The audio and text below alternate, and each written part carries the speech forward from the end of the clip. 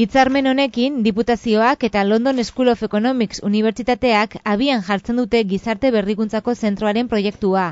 Honek, Gipuzkoako organizazioetan giza faktorea garatzeko, naiz gizartean dauden proiektuak sustatzeko balioko du. Guk nahi genuke gizarte berrikuntzako zentru berriak proiektuak garatzea. Beraz, lurraldeko antolakunde eta enpresetan proiektu aplikatuak izateko zentru bat nahi genuke. Ez izateke beraz, elaborazio teorikoak egiteko zentrua, baizik proiektu eta esperientzi konkretuak martxan jartzeko. Pertsonak, lantaldeak eta beraien arteko harremanak hobetzeko helburua duen proiektuekin egingo duela lan zentru honek. Lehenengo fase batetan, urtea amaitu arte, gizarte berrikuntzari buruzko zentruaren diseinuan lan egingo da.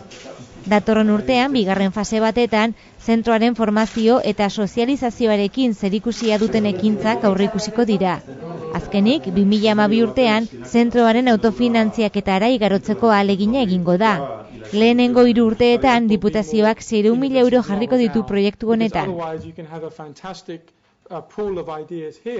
London School of Economicseko ordezkariek, pertsonek eta bere ideiek edozein enpresetan duten garrantzia azpimarratu dute. Zentruak oraingoz ez du egoitza ofizialik, baina Gipuzkoan kokatuko da.